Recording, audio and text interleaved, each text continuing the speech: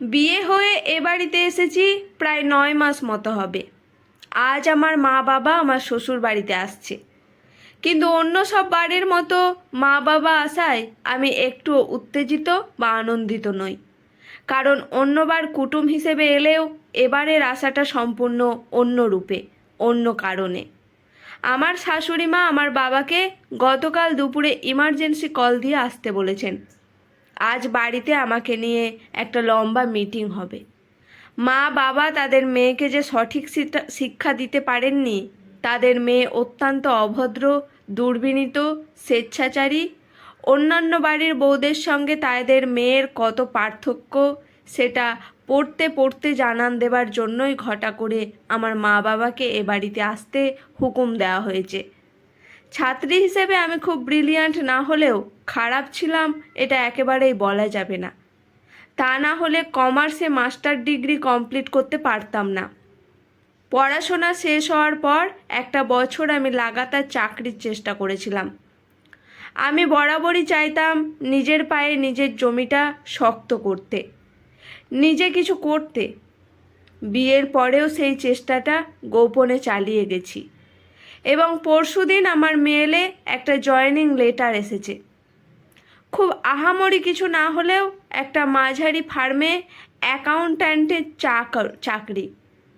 কিন্তু যত ছোটই হোক, আমি এই চাকরিটা করব বলে প্রতিজ্ঞাবদ্ধ। আর এই নিয়েই বাড়িতে মারাত্মক অশান্তি এবং মিটিং মিছিলের পরিকল্পনা। আমরা দুই ভাই এক বোন।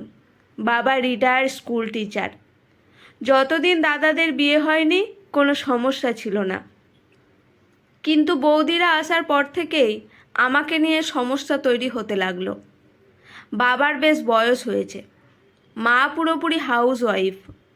উনি সবসময় চিন্তা করতেন বাবার যদি কিছু একটা আপদ বিপদ হয়ে যায় আমার ভবিষ্যতের কি হবে। সেই জন্য আমাকে নিজের পায়ে দাঁড়ানোর আরেকটা সুযোগ না দিয়েই রেলের সরকারি চাকুরের সঙ্গে আমার বিয়ে দিয়ে দিলেন। আমার স্বামী পলাশ, ওদের একেবারেই ছোট সংসার, মা আর ছেলে। এক দিদি বিবাহিতা। তাই আমার মা বাবাও ভেবেছিলেন ছোট সংসারে তেমন কাজকর্মের বেশি চাপ থাকবে না, মেয়েকে অত বেশি ঝাক্কি ঝামেলাও পোহাতে হবে না। আমি বরাবর পড়াশোনা নিয়েই থাকতে ভালোবাসি। বাবার মনে হয়েছিল মেয়ে হয়তো তার শখ আহ্লাদ স্বপ্নগুলো কিছু কিছু পূরণ করার সুযোগ পাবে এ বাড়িতে থেকে। কিন্তু বিয়ে হয়ে এখানে এসে দেখলাম পুরো উল্টো ছবি। সময়ের সঙ্গে সঙ্গে এদের চিন্তাভাবনা একেবারেই আধুনিক হতে পারেনি। এদের অনেক অভ্যন্তর বিধিনিষেধ নিয়মকানুন আছে, এবং সেটা অবশ্যই বাড়ির বউয়ের ক্ষেত্রে প্রযোজ্য। যাই হোক, বেলা 10টা নাগাদ আমার বাবা মা এসে গেলেন। আমি ভালোভাবে আপ্যায়ন করতেও পারছিলাম না। মায়ের মুখ অস্বাভাবিক গম্ভীর। আমি জানি মা ভীষণ অস্বস্তিতে আছে, কারণ আমার শাশুড়ি মা তখন ফোনে ওনার মেয়ের সম্পর্কে নালিশ করে যাচ্ছে তাই অপমান করেন। আমার শাশুড়ি মায়ের আমাকে নিয়ে অনেক সমস্যা। বিয়ের পর যখনই রান্না করতে গেছি উনি আমাকে রান্না করতে দিতেন না, কারণ আমি নাকি রান্নায় তেল মশলা বেশি খরচ করি এবং আমিষ নিরামিষ একাকার করে ফেলি। ওনাকে হাতে হাতে সাহায্য করতে গেছি, তাতেও অসুবিধা। বাসন মাজা, কাপড় কাচা, ঘর পরিষ্কার, আমার কোনো কাজেই উনি সন্তুষ্ট নন। ওনার মন পাওয়ার রহস্য যে কিসে লুকিয়ে আছে আমি আজ অবধি ভেবে বের করতে পারিনি। অথচ আমি কিছু না করলে উনি দিনরাত এই নিয়ে রাগারাগি করেন। ছেলের কাছে এবং আমার মায়ের কাছে ক্রমাগত নালিশ করেন আমার বিরুদ্ধে। ওনার বাড়িতে শাড়ি ছাড়া অন্য কিছু নট অ্যালাউড। বাড়িতে উনি আর আমার স্বামী এই দুটো প্রাণী হলেও ওনার পছন্দ অনুযায়ী শাড়িই পরতে হবে। অথচ একান্নবর্তী পরিবারে বিয়ে হওয়া মেয়ের জন্য নিজের হাতে পছন্দসই চুড়িদার নাইটি কিনে পাঠান নিয়ম করে। আমি বেশি কিছু বলতে পারি না, কারণ এমনিতেই আমার মাকে অনেক কথা শুনতে হয় মাথা হেঁট করে। এরপরে আমি প্রতিবাদ করলে না জানি মা বাবাকে কত অপমান সহ্য করতে হবে। ভাবতে ভাবতে একটু অন্যমনস্ক হয়ে পড়েছিলাম। বাবা এসে আমার মাথায় হাত বুলিয়ে বলল, কিরে মা, সকালে চাটা কিছু খেয়েছিস? অনেক দিন পরে নরম কথার স্পর্শ পেয়ে চোখে জল এসে গেল। ইতিমধ্যে আমার শাশুড়ি মা বসার ঘরে এলেন, সঙ্গে ওনার ছেলে, যিনি মায়ের কথাকেই বেদবাক্য মনে করেন। উচিত অনুচিত, ঠিক ভুল, সম্ভব অসম্ভব বিবেচনার দরকার মনে করেন না। আমার মা শুকনো হেসে বললেন, কি দিদি, সব খবর ভালো তো? শরীর ভালো আছে? তারপর আমার স্বামীর দিকে তাকিয়ে বললেন, বাবা পলাশ, ভালো আছো তো? আমার স্বামী ঘাড় কাত করে হ্যাঁ বললেও শাশুড়ি মা বলে উঠলেন, তা যে বাড়িতে আপনার মেয়ে বউ হয়ে আসে সে বাড়ির লোকজন ভালো থাকবে বলে আপনার মনে হয়? মেয়েকে কি সহবত শিক্ষা কিছুই দেননি? শুধু পড়াশোনা করালেই হবে? শ্বশুর বাড়ি খুব কঠিন ঠাঁই। আপনারা মা বাবা হয়ে মেয়েকে বোঝান কি করে মানিয়ে নিয়ে চলতে হয়। মা কিছু প্রতিবাদ না করে মাথা নিচু করে নিলেও বাবা দেখলাম ভ্রু কোঁচকালো, কিন্তু মুখে কিছু বলল না। পলাশ চোখে মুখে যতটা সম্ভব বিরক্তি ফুটিয়ে বলল, এত স্বাধীনচেতা মনোভাব যখন, এতই নিজের পায়ে দাঁড়ানোর ইচ্ছা, তখন বিয়ে করার দরকার কি ছিল? তোমাদের কি বিয়ের পরে সংসার এড়ানোর জন্য বিপ্লব করার কথা মনে পড়ে? বাবার কাছে থাকতে এই বিপ্লবটা হয় না কেন? আমার চোখ ফেটে আজ আর জল আসছিল না, কারণ এই 9 মাসে এত জল পড়েছে যে সব জল শুকিয়ে গেছে। আমি বুঝে গেছি আজ আগুন ঝরানো প্রয়োজন। ইতিমধ্যে আমার শাশুড়ির ফোন আসায় উনি ভেতরে চলে গেলেন। পলাশ আমার বাবার কাছে আমার বিরুদ্ধে নালিশ করতে ব্যস্ত হয়ে পড়ল। তখন মা আমাকে হাতটা ধরে পাশে বসিয়ে বলল, এত খরচ করে বাবা বিয়ে দিল তোর, একটু মানিয়ে চলতে পারছিস না? কত মেয়ে নেশাখোর স্বামী নিয়ে, দজ্জাল শাশুড়ি নিয়ে মার খেয়ে কত অত্যাচার সহ্য করে সংসার করছে। তোর তো তেমন কোনো সমস্যা নেই। মানছি শাশুড়ি একটু খিটখিটে, পলাশ একটু বেশি মা ভক্ত, ওদের একটা আধটা কথা গায়ে মেখে নিলে এমন কি অসুবিধা হবে? পলাশ ভালো চাকরি করে, 3টে তো প্রাণী, তোর ওই ফার্মে চাকরিটা করতেই হবে। আর সত্যি তো, বাড়িতে দুজনেই বেরিয়ে গেলে সংসার দেখবে কে? কেন আমরা হাউস ওয়াইফ হয়ে জীবন কাটালাম না?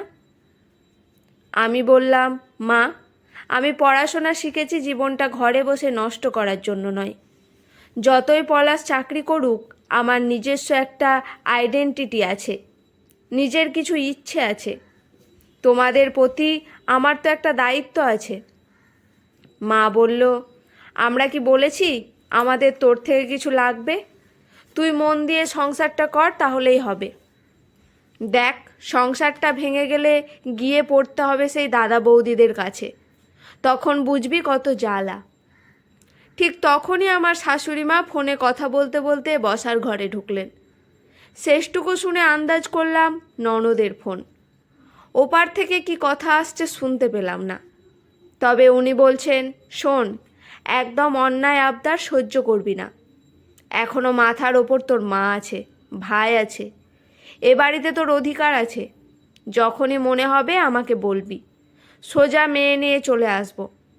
দেখব কি করে ওরা তখন। বলে ফোনটা কেটে বসতে বসতে বললেন, হ্যাঁ, যা বলছিলাম, আপনাদের মেয়ে। আমার বাবা এবার হাত তুলে থামতে বললেন। শান্ত গলায় বলল, আপনাদের সব কথা, সব অভিযোগ আমি শুনেছি, শুধু আজ নয়, আমার মিসেসের থেকে শুনে শুনে আমার মুখস্থ হয়ে গেছে। এবার আমি কটা কথা বলি, আপনারা শুনুন, মন দিয়ে শুনুন। মায়ের দিকে তাকিয়ে বললেন, তুমিও শোনো। ঠিক আপনার মেয়েটির মতোই আমার মেয়েটিও আমার কাছে অত্যন্ত দামি। আমি এবং আমার স্ত্রী আমাদের জীবনের একটা অংশ আপনাদের হাতে তুলে দিয়েছি। তাকে আপনাদের মতো গড়ে পিঠে নেওয়ার অধিকার অবশ্যই আপনাদের আছে, কিন্তু তার মানে এই নয় যে এখন থেকে তার এক এবং একমাত্র পরিচয় আপনার বাড়ির বউ বা বাবা পলাশ তোমার বউ। সে একজন আলাদা মানুষ। সে স্বাধীন দেশের স্বাধীন নাগরিক। তার কেরিয়ার নিয়ে সে কী করবে সেই সিদ্ধান্ত নেওয়ার সম্পূর্ণ অধিকার আছে। হ্যাঁ, সংসার কিভাবে চলবে সেই বিষয়টা আলোচনা সাপেক্ষ। তবে সংসারের অচলাবস্থার দোহাই দিয়ে একটা মানুষের 17-18 বছরের পরিশ্রমের সাফল্যকে উপেক্ষা করা শুধুমাত্র অন্যায় নয়, চরমতম অপরাধ। আর বাবা পলাশ, আমি শুনেছি তুমি সবসময় তোমার স্ত্রীকে বলো তোমাদের মতো মানুষ বলে সে নাকি পার পেয়ে যাচ্ছে। অন্য পরিবার হলে বুঝতো কত ধানে কত চাল। বাবা, একটা কথা স্পষ্ট শোনো, আমরা আমাদের মেয়েকে তোমার জীবনসঙ্গী করে পাঠিয়েছি। বিয়ে দিয়ে তাকে আমরা না ঘাড় থেকে নামিয়েছি, না তোমার ঘাড়ে চাপিয়ে দিয়েছি। বিশেষ অসুবিধা হলে জানিও, তোমাদের বোঝা আমি হালকা করে নিয়ে যাব। পলাশ বলল, আপনার মেয়েকে শাসনের পরিবর্তে প্রশ্রয় দিচ্ছেন কিন্তু বাবা। বাবা এই কথার উত্তর দিল না। আমার কাছে উঠে এসে আমাকে দাঁড় করালো। মায়ের দিকে ফিরে বলল, আজকের দিনটা এরা ভুলে যেতেই পারে, কারণ সবে তো এ বাড়িতে ওর 9 মাস হয়েছে। আর তুমি 9 মাস পেটে ধরে কি করে ভুলে গেলে? তোমার থেকে এটা আশা করিনি সরমা। টেনশনে ভুলেই গেছিলাম আজ আমার জন্মদিন। কারোর মনেই নেই। আমার সবচেয়ে কাছের মানুষটারও মনে নেই। একটা দীর্ঘশ্বাস ফেললাম। বাবা খুব সুন্দর একটা জুয়েলারি বক্স বের করলো, আমার হাতে দিয়ে বলল, অনেক দিন থেকেই যত্ন করে তুলে রেখেছিলাম সঠিক সময় এলে দেব বলে। সেটা যে এত তাড়াতাড়ি আসবে বুঝতে পারিনি। খুলে দেখি তার ভেতর একটা চাবি। বাবা বলল, এই চাবির 3টে সেট আছে। আমার বাড়ির সদর দরজার চাবি এটা। 2টো তোর দাদাদের কাছে আর একটা তোর কাছে রইল। সব সময় জানবি মাথার ওপর তোর একটা পাকা ছাদ আছে। যাই হয়ে যাক, পায়ের তলার জমিটা শক্ত কর। যতই নারী স্বাধীনতার কথা বলা হোক, যতদিন সমাজ বিশ্বাস করবে শ্বশুরবাড়ি বড় কঠিন ঠাঁই, ততদিন মেয়েদের পক্ষে সংসার করা চ্যালেঞ্জ থেকেই যাবে। প্রথম থেকেই ছেলের বউকে বিরুদ্ধ পক্ষ না ভেবে তাকে মানিয়ে নেওয়ার সুযোগটা দিলে ক্ষতি কী? আপনার যেমন একটা মেয়ে অন্য বাড়িতে আছে, ঠিক যেমন করে আপনার চিন্তা হয় তার ভালোই ভালো লাগে, তার খারাপে খারাপ লাগে, ঠিক তেমনি অন্য কারোর মেয়েটাও তো আপনার কাছে আছে। পরাধীনতা কি শুধু শিকলে বেঁধে রেখে হয়? সমাজ সংসারের নানান অহেতুক নিয়মে শিকলের মানুষ পরাধীন হয়। সংসার তো কোনো জেলখানা নয়। বাড়ির বউটাও অপরাধী বা আসামি নয়। সম্ভব হলে তাকে শাসনে নয়, ভালোবাসায় বাঁধুন। ভালোবাসলে তবেই শাসনের অবাধ অধিকার পাওয়া যায়।